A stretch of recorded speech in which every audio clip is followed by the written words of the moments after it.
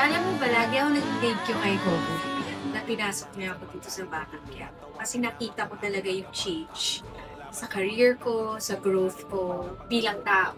Kasi dito kasi sa front ng Batang Quiapo at ng CCM, matututo ka talaga sa buhay eh. Pagka-work mo si Coco, di lang pag-aarte yung matuturo niya sa'yo, kundi life, business, dapat mga ginagawa mo kahit artista ka, hindi ka dapat kampante. So, ang daming na-open na door sa akin dito sa Batang Quiapo. Top of mind, yung Angels. Iconic. Iconic. Ang iconic pala talaga ng Batang Quiapo. May recall talaga siya. Kahit sino, kahit sinong tao ka, alam mo yung Batang Quiapo. So sabi ko, ang iconic pala ng ano.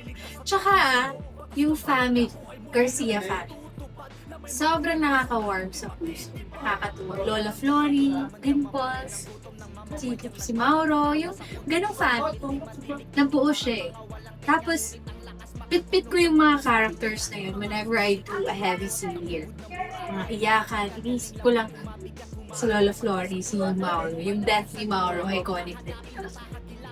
Iba yung dating nun sa bilang Pompey. Lagi kong iniisip, pinabalikan yun kapag may mga eksena kailangan heart. Kay Direk ko, thank you. Ano na ako? Thank you for having me here in Batang Quiapo. Such a pleasure to work with you. Ang dami kong natutunan sa'yo.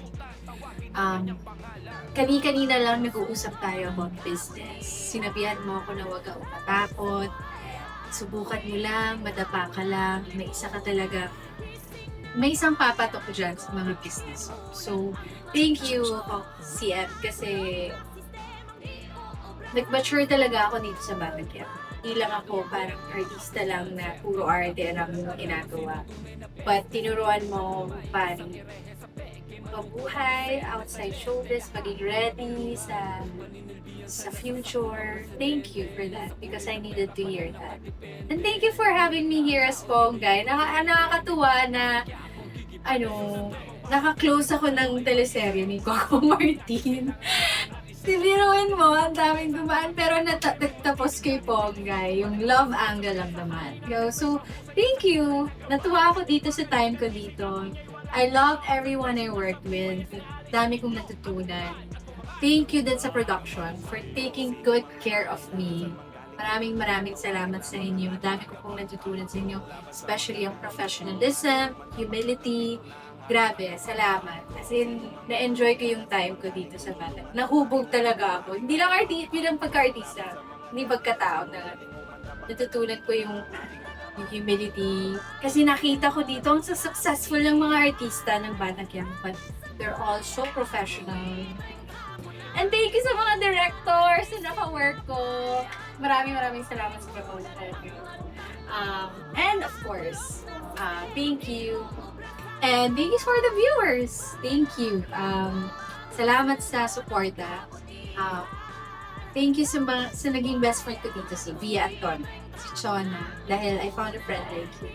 Thank you! Thank you so much mga kapamilya for supporting Batang Quiapo.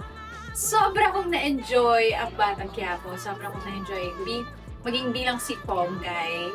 Thank you dahil sinuportahan nito since year 1 up to year 3. Grabe kayo ang suporta, grabe yung loyalty niyo.